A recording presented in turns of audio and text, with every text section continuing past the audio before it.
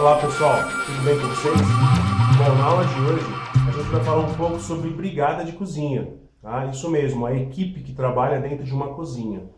A gente primeiro vai definir os tipos de cozinhas, depois a importância de ter um profissional preparado dentro de uma cozinha e também entender quais são as divisões dentro da cozinha, o que cada um faz, o que nós chamamos de hierarquia, de organograma, tá bom? Então vamos começar. Olha, na aula passada a gente discutiu, a gente apresentou um pouquinho sobre como que é dividido os setores basicamente, né? Então, dentro de um restaurante a gente pode entender como cozinha, sala e bar.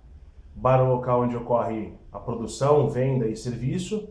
A sala onde ocorre a venda e o serviço dos produtos. E a cozinha, onde é o coração, na verdade é onde ocorre a produção, né? Que é o que a gente vai falar hoje, tá bom? Bom, como que a gente pode dividir os tipos de cozinhas, né? Então, de diversas formas, mas basicamente, hoje você tem a cozinha doméstica, a cozinha comercial e a cozinha industrial.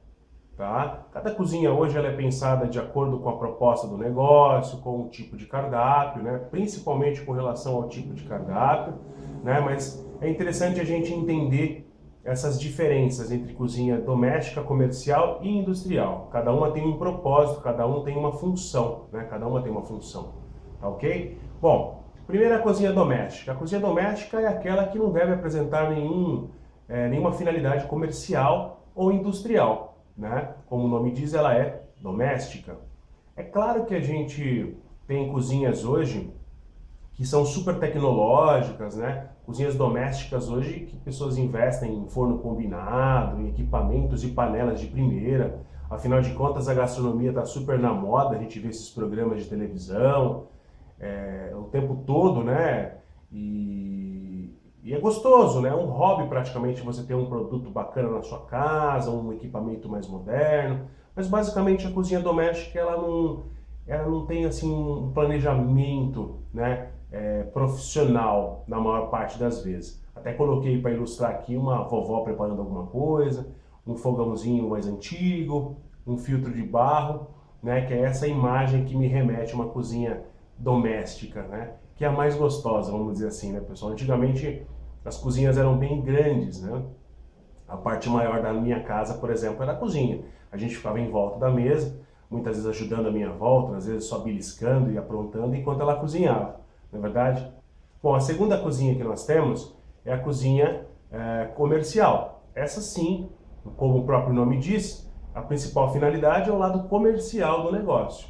Tá? Então essa daí a gente encontra em restaurantes, como a gente viu na outra aula, né, dos mais variados tipos. Restaurante internacional, gastronômicos, típicos, especialidades. Então pensou em um restaurante, cozinha comercial.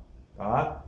E aí é importante entender, né, que é essencial o uso de equipamentos e utensílios profissionais, tá? Visando que aumentar a produtividade. Outra coisa muito importante aí com relação às cozinhas comerciais é a obrigação de estar seguida por leis, né? Então, legislações que tratam das regras de boas práticas e de manipulação dos alimentos, de acordo com os órgãos competentes do país, do estado ou do município, tá?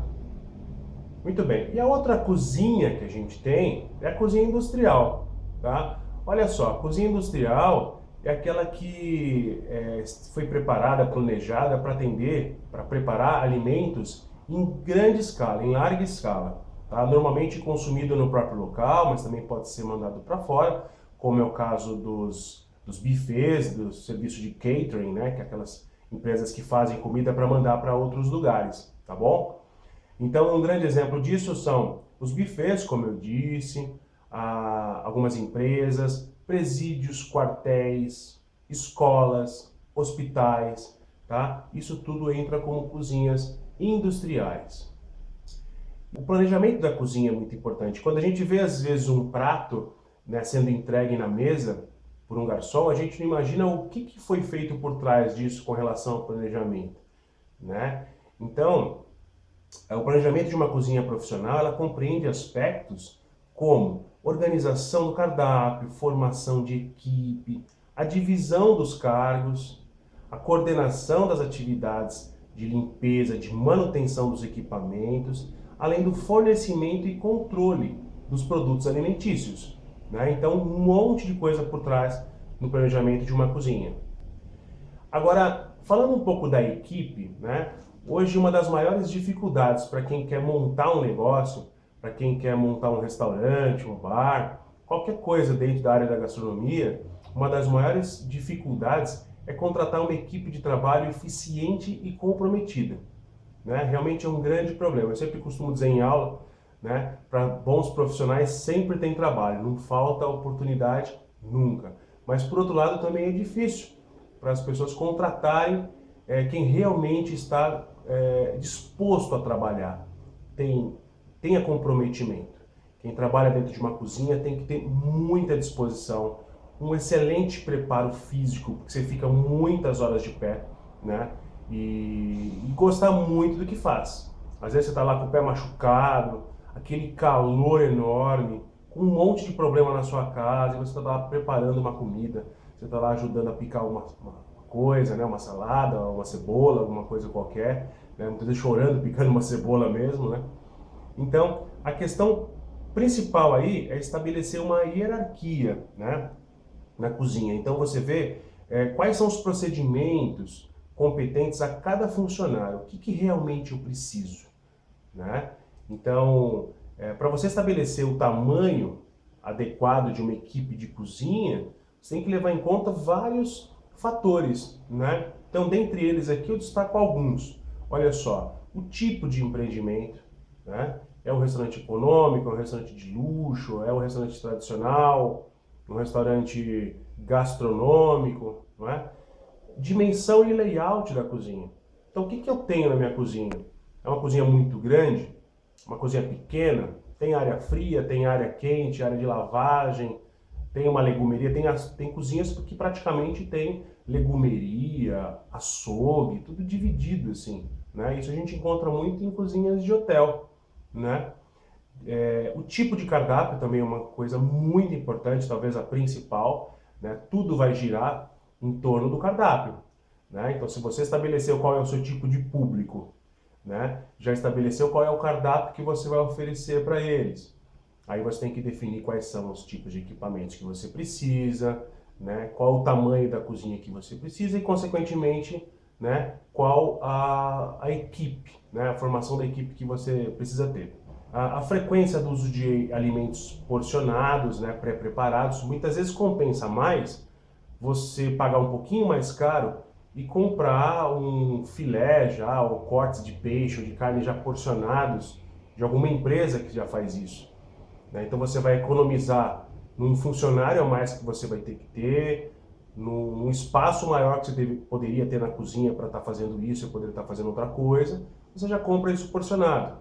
Ou não, de repente você tem espaço na cozinha e compensa muito mais você comprar um quarto traseiro do boi inteiro e destrinchar ele e usar várias partes para fazer cada tipo de preparação na sua cozinha, né? Quem vai definir isso é você, tá? Então você tem que analisar e ver o que é mais importante, mais interessante, mais viável, no caso, para o seu negócio.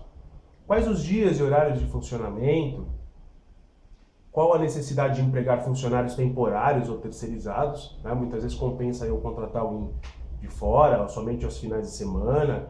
Em alguns horários que a minha cozinha não está aberta ao público, eu utilizo para fazer algumas preparações, alguns pré-preparos, né? Também pode ser interessante. E se eu vou investir ou não em tecnologia, em equipamentos mais modernos, muitas vezes alguns equipamentos diminuem aí a relação de funcionários, né? Às vezes uma máquina, lá, um equipamento que eu tenho, um tipo de forno, eu posso gastar um pouco mais no investimento nesse forno, mas depois eu tenho um retorno, porque eu vou diminuir muitas vezes um ou dois funcionários, né, se bobear. Agora, falando da formação da equipe, né, tem alguns nomes que são muito importantes aí na gastronomia. Um deles é o Carême, né, Antoine Carême, que foi o pai da gastronomia, né, o pessoal diz muito que ele é o pai da gastronomia. Ele foi responsável, só por curiosidade para vocês saberem, de introduzir o uniforme branco que hoje os cozinheiros utilizam, né, que a equipe de cozinha utiliza. Então ele muito preocupado com a higiene no local de trabalho, ele instituiu que seria utilizado o uniforme branco, né?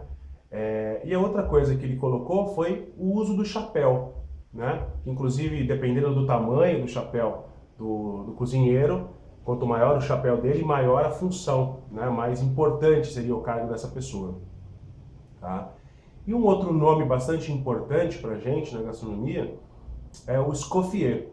Tá? O escoffier, ele foi um cozinheiro das Forças Armadas na França, e ele tinha muita disciplina, muita organização, e ele quis levar isso para a cozinha.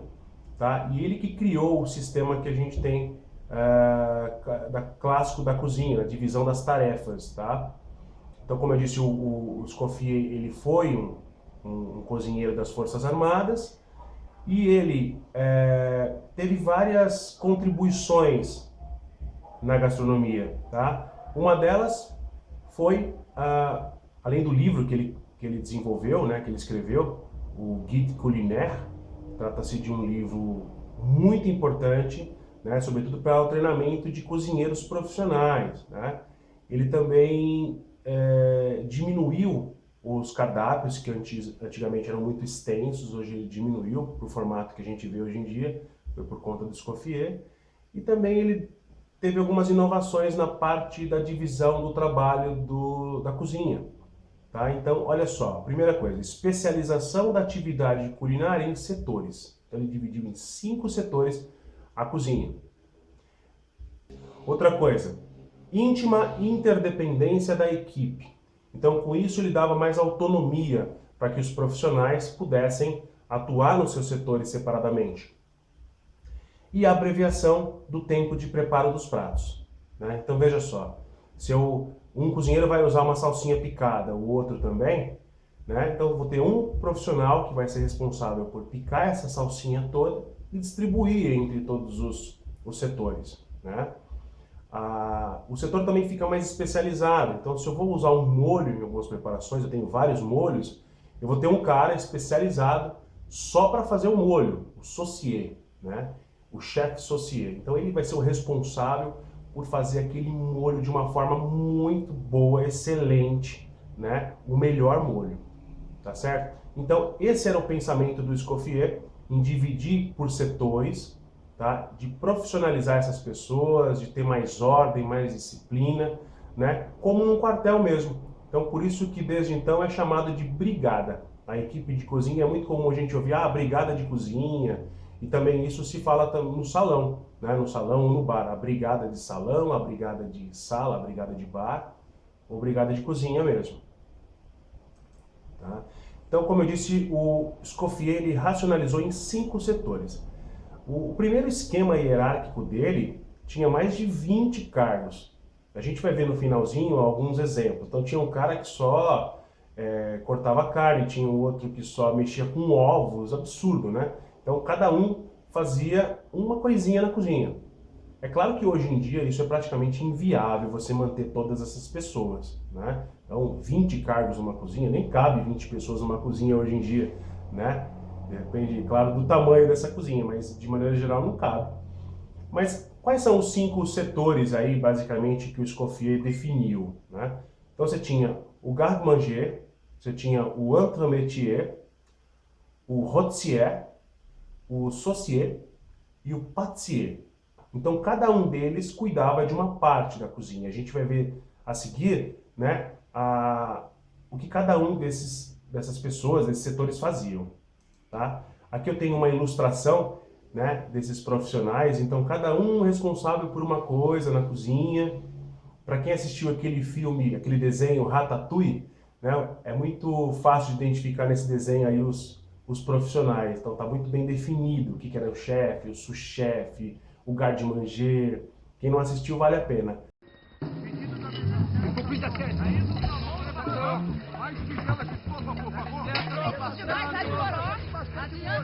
Adianta 2 salmões, 3 saladas compostas e 3 filés. Preparando 2 salmões grelhados. 3 filés, já confirmei. Manda os pratos, tá?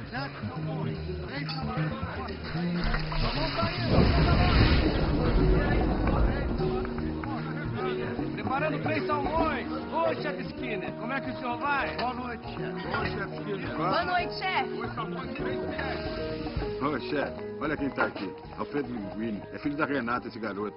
Oi. Tá? Então aqui a gente tem um modelo de um organograma da cozinha clássica francesa.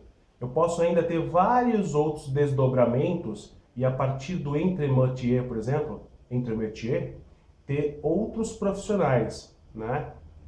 Mas basicamente você tem em cima o chefe, tá? Chefe de cozinha, logo abaixo do chefe, o primeiro cozinheiro, ou também chamado de sous-chefe ou subchefe em alguns lugares, tá? É uma pessoa de confiança, é o cargo de confiança, é o assistente direto do chefe de cozinha. E aí sim, abaixo do sous-chefe, a gente tem o rôtissier, o entremetier, o saucier, o pâtissier e o garde-manger, tá? Que nós chamamos de chefes de partida, né? Então cada um desses profissionais que eu citei são chefes de partida. Vamos falar de cada um deles um pouquinho? Eu não quero ser muito extenso aqui, mas tem algumas informações que são bastante importantes. Qual deles é o chefe? Aquele ali. Muito bem. Quem é o segundo a comandar? O sous-chefe. Dois omeletes. Aquele ali. O sous-chefe é responsável pela cozinha quando o chefe não está.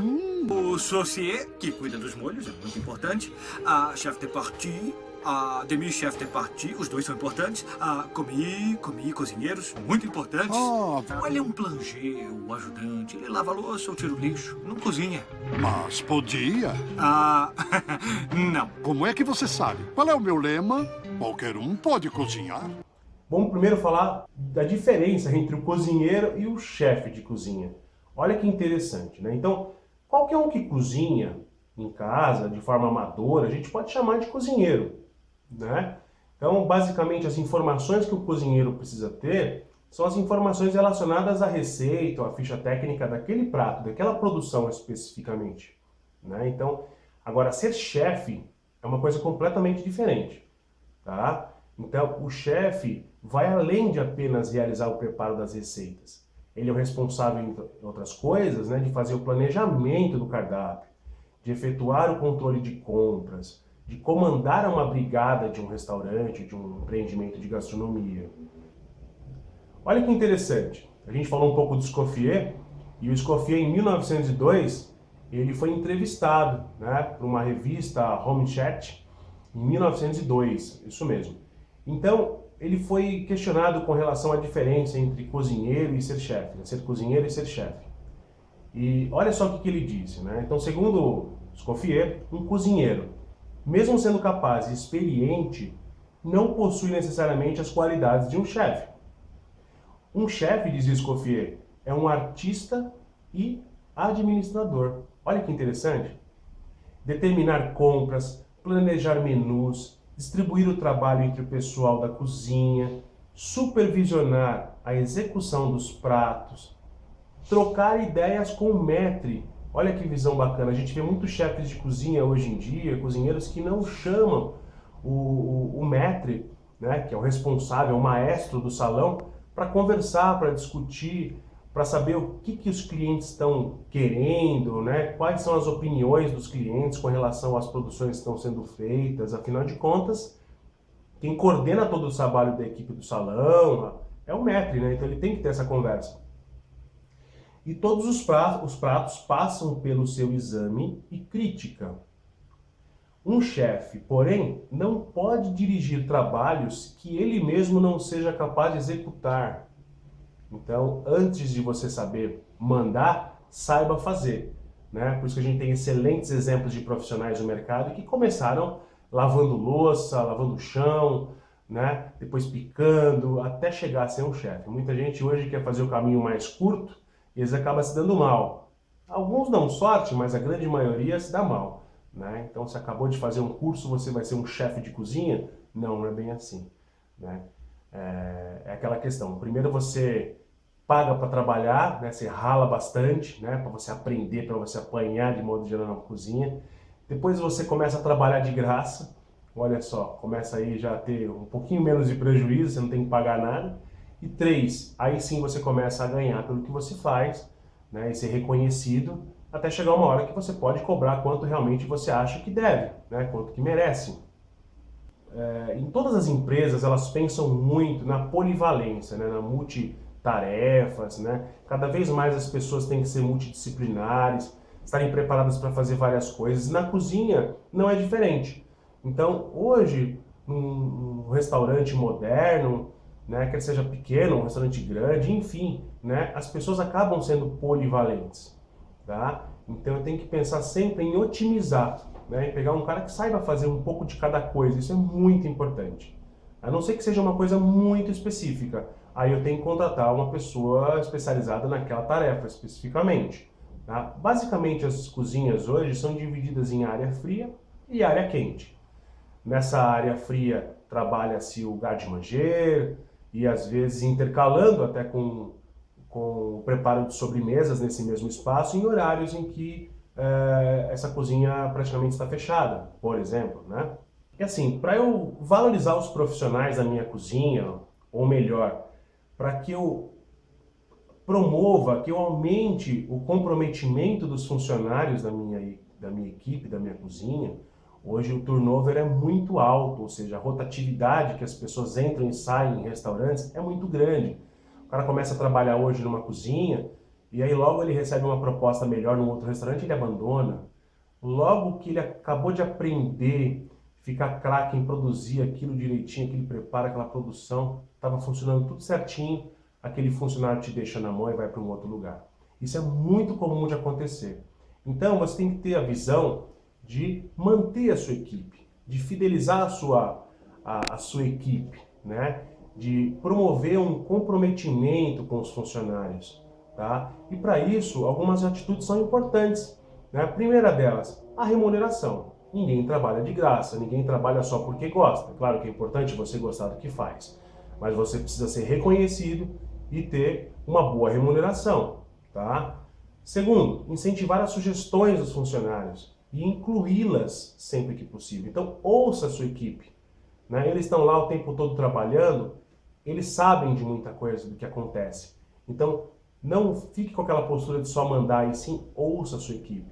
Eu costumo sempre dizer para ter um livro de anotações gerais, tanto no salão quanto na cozinha, né? Então, o que aconteceu de positivo naquele dia? Registra, né? O que aconteceu de negativo? O que a gente pode melhorar? Tá? Independente de quem foi que errou. Acho que o mais importante é a gente verificar quais são os problemas, quais foram os problemas e o que eu posso fazer para minimizar esses problemas daqui para frente, né? Mas o mais importante é você criar o hábito de registrar, porque senão você vai acabar esquecendo mesmo, né? Oferecer um pacote de benefícios à sua equipe, é claro, né? Isso é importante. Investir em treinamento. Tá? A equipe se sente motivada e preparada quando eles têm treinamento. E o treinamento você pode chamar alguém de fora para treinar a sua equipe. Você pode promover um treinamento com algum funcionário que domina uma certa técnica, que já trabalhou em algum restaurante prestigiado, sei lá onde ele aprendeu muita coisa, e ele repassar isso para a equipe, né? Só pelo fato de ele estar envolvido nesse projeto, nesse trabalho, eu tenho certeza que ele vai se sentir mais importante, ele vai se sentir reconhecido, e a equipe inteira vai aprender, né? Então a gente tem que reservar um tempo para fazer essas coisas. Eu sei que o trabalho numa cozinha é muito corrido. E quase sempre a gente fala, não dá tempo, não tem hora para fazer isso. Não, ache um tempo, né? Nem que seja meia horinha por dia para bater um papo com a sua equipe, né? E para treinar a sua equipe. Outra coisa, criar um plano de desenvolvimento de carreira. Já imaginou aquele coitado daquele comi, aquele ajudante de cozinha que está no 10 anos ajudante de cozinha? Você vai precisar contratar um cozinheiro, você tem que contratar um cozinheiro de fora. Não, pense num formato em que essa pessoa vai subindo, né? Então, se eu preciso contratar um cozinheiro, eu vou promover esse ajudante de cozinha, né? Eu tenho que estimular isso. Muitas vezes o funcionário está acomodado. Mas meu pensamento é o seguinte, se eu tenho um funcionário que está acomodado, para mim ele não serve. Eu acho que as pessoas têm que estar sempre dispostas a crescer profissionalmente, né? Sempre a aprender coisas novas. Né? Esse é o principal desafio, exatamente de contratar pessoas que têm esse mesmo pensamento. E a gente falou da organização do esquema da cozinha, de acordo com o Escoffier, né? Então, o sistema de brigadas na cozinha, que é como a gente chama as equipes, né, brigadas, funciona com cada praça, né, ou cada bancada. A praça a gente pode definir como um local de trabalho, aquele espaço que você tem para você trabalhar. A gente vai chamar isso de praça. Isso também é utilizado no salão, a gente fala da mesma forma, tá bom? Então, cada praça tendo um chefe responsável, que é chamado de chefe de partie, ou simplesmente chefe de partida. Isto é, cada área de produção tem um chefe especializado. Excetuando-se a função do chefe e subchefe, né, ou subchefe, os demais são todos chefes de partida. Tá? Então, cada chefe de partida ele vai ser responsável pela coordenação, pela conservação, pela organização e pela produção da área de cozinha na qual ele é especializado. Uma coisa muito importante aí é a gente ter a disciplina, né? Manter essa disciplina. E quem vai coordenar o trabalho de todos esses chefes de partida? O chefe de cozinha. Então vamos lá, vamos começar falando da nossa brigada de cozinha. Certamente vocês já assistiram aquele desenho Ratatouille que eu comentei agora há pouco, né? Se você não assistiu, vale a pena, tá bom? Que é de uma forma engraçada, uma forma divertida, mas eles apresentam a hierarquia de uma cozinha. Tá? Então, o primeiro profissional que a gente tem no topo da hierarquia máxima dentro de uma cozinha é o chefe. Tá? O chefe é importante que ele tenha muita responsabilidade, tá? Liderança, espírito de liderança. Esse do desenho ele tinha muita liderança, ele mandava demais, né? E também conhecimento e disciplina. Vamos lá.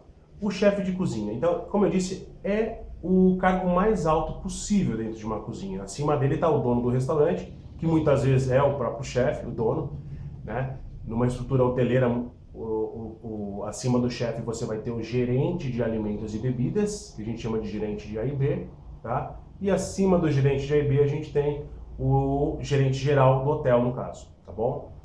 Bom, também chamado de chefe executivo ou simplesmente chefe. A palavra chefe ela está relacionada com o grande cozinheiro, com o cabeça, o líder da cozinha. É exatamente isso. Tá? Ser chefe é ser um administrador da cozinha. Ele tem que ter a capacidade de gerir a equipe, de determinar as compras, de criar fichas técnicas, de entender dos custos envolvidos, além, obviamente, de ser um cozinheiro muito competente e profissional. O chefe deve ter a capacidade, como a gente disse, de, olha só, planejar, organizar, dirigir e controlar de maneira crítica e sustentável as diferentes atividades e departamentos da cozinha. Né? Então, ou seja, o chefe nada mais é do que um administrador dentro de uma cozinha. As qualificações exigidas para ser um chefe, afinal de contas, nem todos ótimos cozinheiros podem ser chefe, têm essas habilidades, essas competências, né? Afinal de contas, não basta simplesmente saber cozinhar.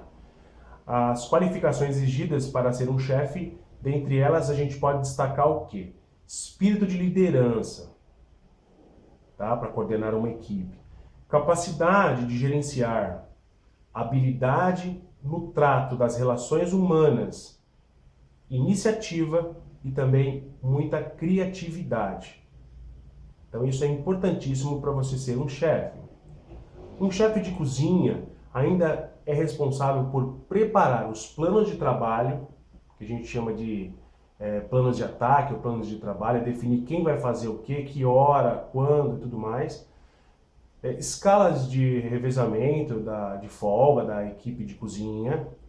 Ele é responsável ainda por organizar os treinamentos entre os funcionários e também participar de processos de seleção da equipe. Também é responsável por agendar reuniões regulares com a brigada de cozinha e de sala, juntamente com o maître. Então é importante se reunir com o maître para definir, né, para entender um pouco da dinâmica, para até mesmo ajustar alguns pontos do cardápio se for preciso. É responsável por zelar pela ordem e higiene da cozinha e averiguar a correta cocção e apresentação dos pratos que saem da cozinha. O chefe é preciso sempre estar atento para a adequação dos equipamentos e utensílios utilizados e conferi-los periodicamente para manutenção ou troca. Né? Então tem que estar acompanhando isso para ver se está direitinho, se não precisa mudar algum equipamento, algum utensílio. O chefe deve, em conjunto com a equipe, planejar cardápios, criar e elaborar receitas, testar muita coisa, é importante, né? O chefe acaba testando e criando, desenvolvendo muita coisa junto com a sua equipe. E também deve treinar e explicar as mudanças ou novidades nos menus.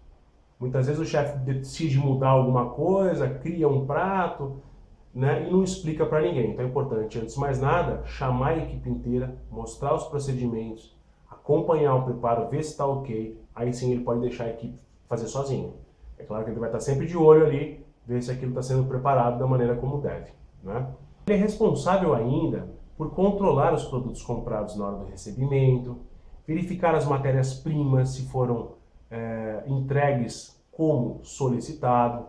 Então vê se as verduras, o hortifruti está de acordo, se o peixe está em boas condições de consumo, a carne, afinal de contas você vai usar isso para servir para o cliente. Então se o peixe não estiver em boas condições, né, você tem que trocar imediatamente esse peixe, muitas vezes fazer alguns ajustes no cardápio. Né? Isso o tempo todo pode acontecer. Não deve, mas se acontecer, o chefe às vezes depende de uma mercadoria, não veio em boas condições, ele tem que ter, né, uma flexibilidade de criar um prato de imediato ali para servir para o seu cliente. Né? E não pode deixar transparecer todo esse estresse para a equipe inteira. Né? Sair desesperado, descabelado porque está faltando alguma coisa. Né? É claro, tem que chegar, mas se não chegou vai fazer o quê? Né? Então esse é o grande desafio de ser um chefe de cozinha hoje em dia. Abaixo do chefe, pessoal, nós temos o sous-chefe, que também pode ser chamado de subchefe. É importante que esse profissional tenha muita flexibilidade de horários, de conhecimentos, de maneira geral. Ele tem que ter transmitir muita confiança, tá? É um profissional parceiro muito próximo do chefe, né? Extrema confiança. E também tem que ter muito conhecimento. É só imaginar que se o chefe sair, quem vai ocupar o cargo dele é o sous-chefe, né? Então, é o principal auxiliar e substituto do chefe de cozinha. O seu funcionário de confiança. Também precisa ser um cozinheiro que conheça as demais funções hierárquicas da cozinha. É o encarregado por verificar a execução e produção dos pratos e também o treinamento dos funcionários. É ainda um dos responsáveis por planejar o cardápio e cozinhar também para a equipe, isso mesmo, para a brigada. E o sous-chefe traz as sugestões e necessidades da equipe para o conhecimento e providências do chefe. Então ele é uma ponte entre a equipe toda e o chefe de cozinha. Por isso que é um cargo de confiança, de extrema confiança. O sous-chefe ele também pode substituir o trabalho dele, né, do chefe no caso, nas suas férias ou quando ele estiver de folga. Tá? É um dos encarregados por conferir também as mercadorias, por receber, administrar os produtos e também pela criação do cardápio. Tem a função de inspecionar a higiene pessoal dos funcionários da cozinha, também inspeciona as praças de cozinha para ver se está tudo em ordem. Tem o dever de organizar a cozinha desde a abertura até o fechamento do estabelecimento. E também ele deve efetuar o controle das produções das demais bancadas. Abaixo do sous-chefe, a gente tem uma outra equipe, né? Eles estão no mesmo nível hierárquico, tá? Até aí a gente falou de chefe, abaixo sous-chefe, e a gente tem agora numa horizontal, todos no mesmo nível hierárquico, o que eu vou apresentar para vocês a partir de agora.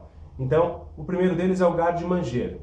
O garde-manger, tá? Ele tem que ter muita noção tem que ter muita arte, muita habilidade, criatividade.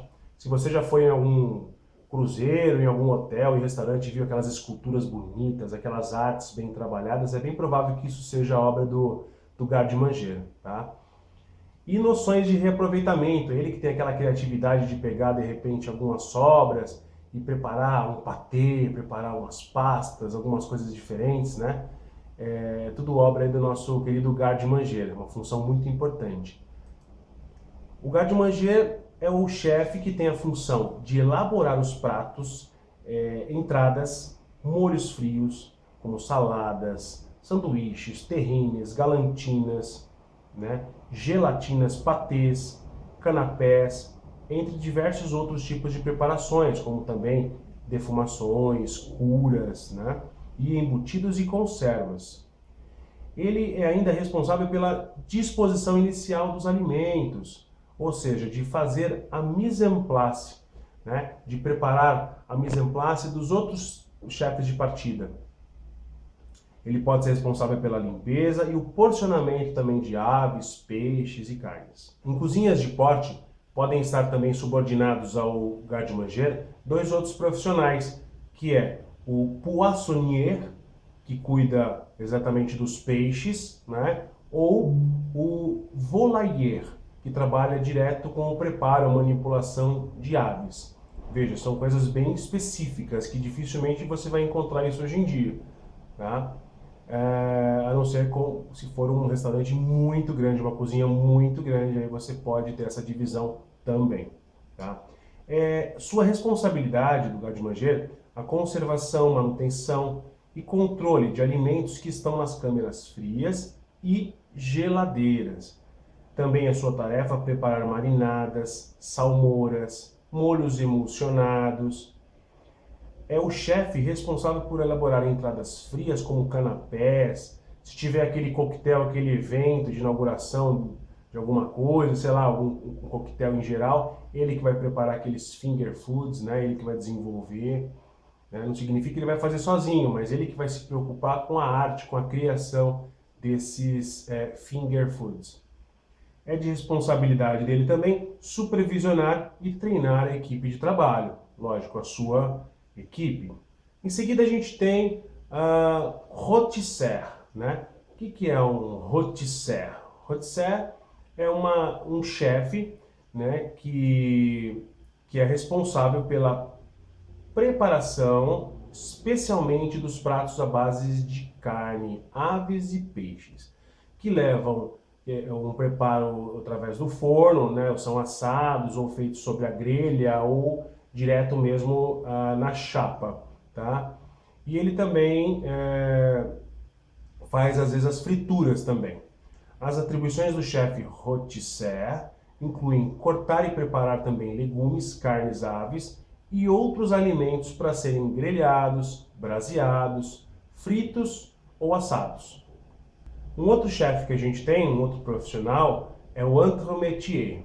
O entremetier é um chefe conhecido por preparar, de cuidar das guarnições, tá? Então, olha só, é o chefe conhecedor do preparo de legumes, das guarnições quentes e frias, como arroz, massas, soufflés, sopas, ovos e suas derivações.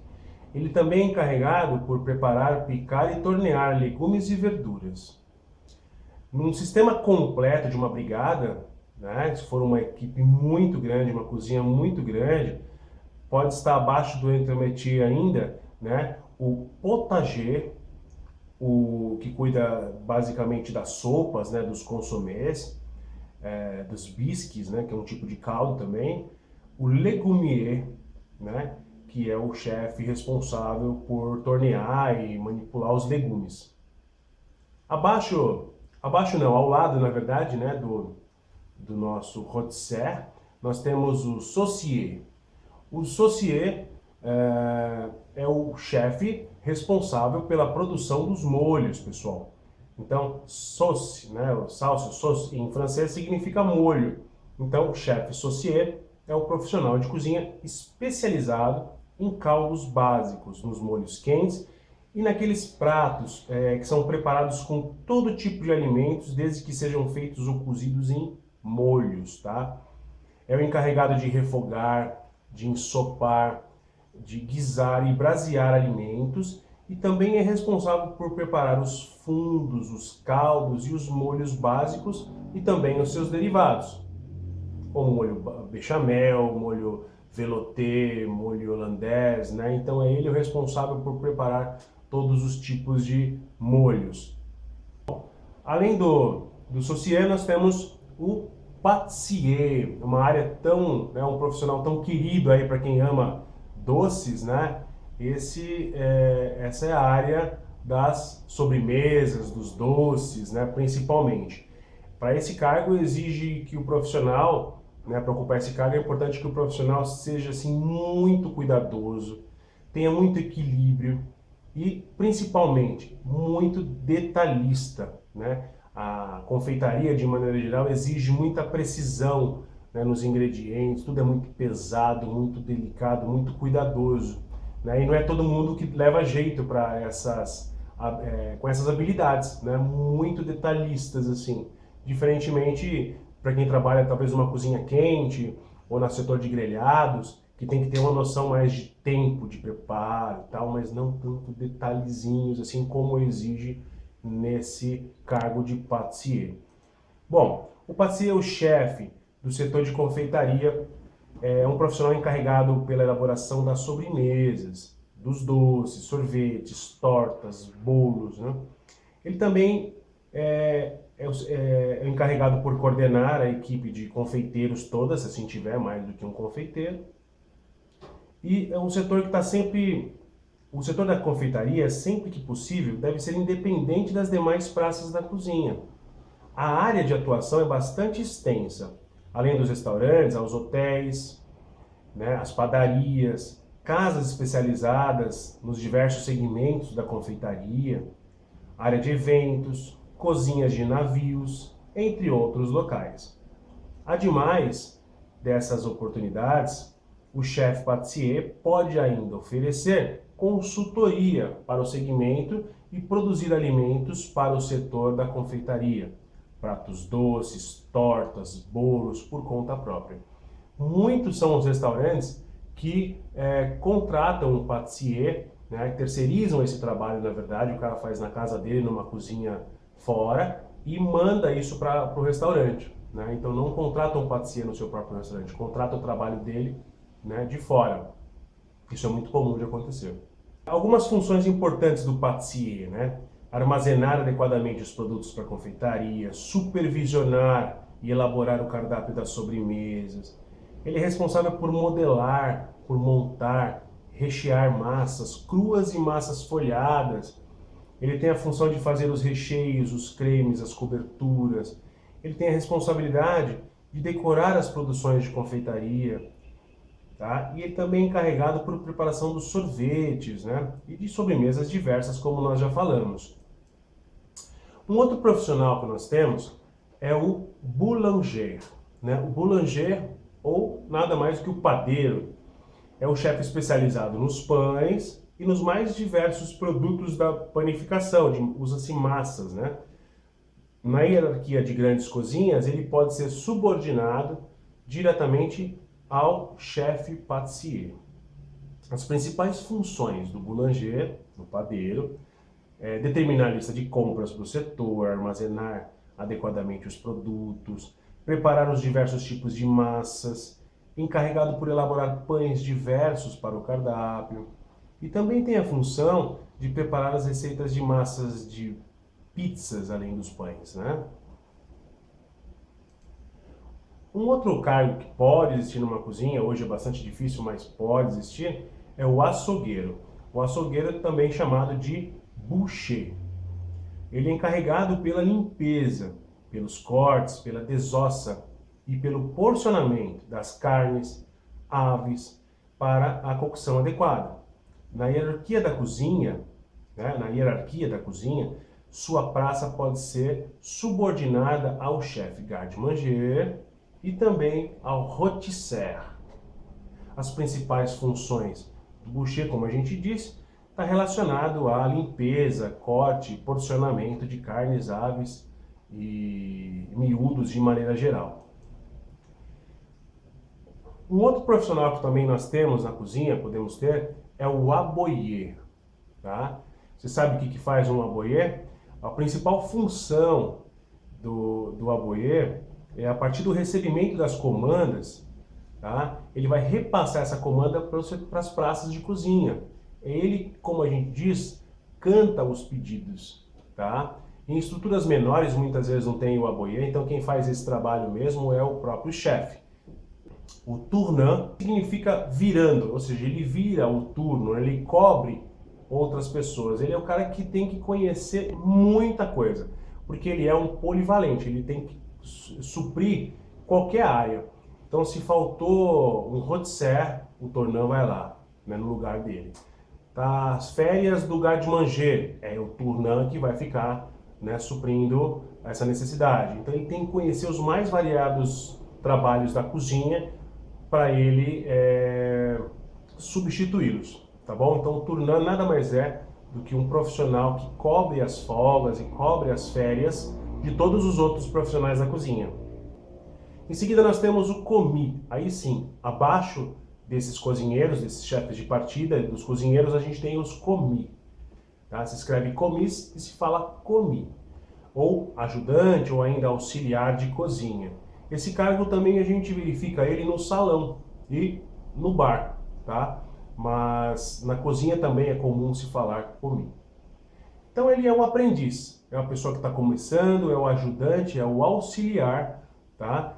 Que vai desempenhar as tarefas mais simples na preparação dos alimentos. Ele tem função de separar os instrumentos, a matéria-prima, descascar, picar, né? Sempre sob o comando do seu chefe direto, do seu cozinheiro.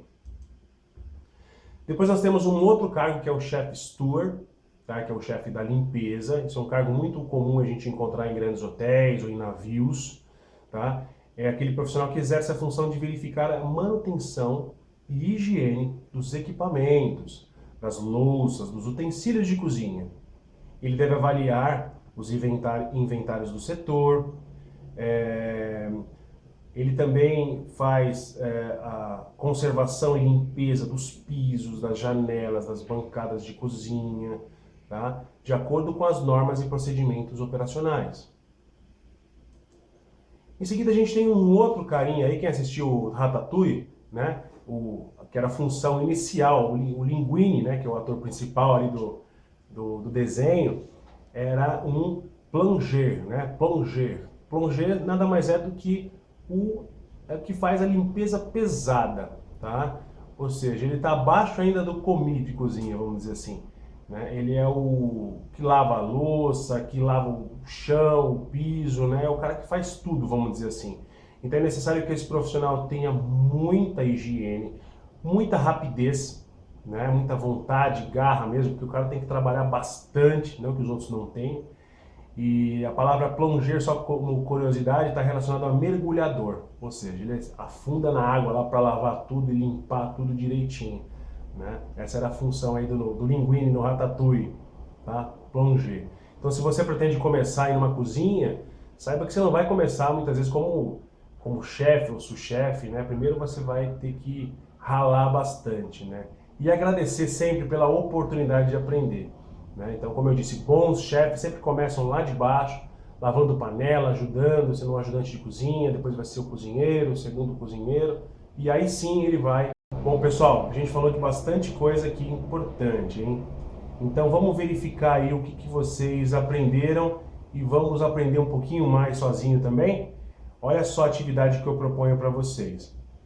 Vocês devem pensar numa brigada de cozinha. Então, montem um organograma, né? Considerando isso tudo que a gente falou, tudo que a gente apresentou, eu vou pedir para vocês o seguinte: pensar em como deve ser uma brigada de cozinha atual, tá? Será que precisa ter essa equipe inteira que a gente apresentou? Ok, pessoal, então façam o exercício, tá? E postem no ambiente virtual pra gente, tá bom? O mais importante é que você faça. Pode desenhar, como eu disse, tira uma foto e posta, pode fazer no computador, como você preferir, tá bom? Então pense num organograma bem legal, funcional, atual, né? Considerando uma racionalização da equipe. Tá bom, pessoal? Por enquanto é isso, obrigado por ter assistido até aqui e a gente se vê na próxima aula, no próximo vídeo. E qualquer dúvida, não deixe de usar o espaço lá para tirar dúvidas no ambiente virtual também, ok? O nosso fórum. Tchau, pessoal.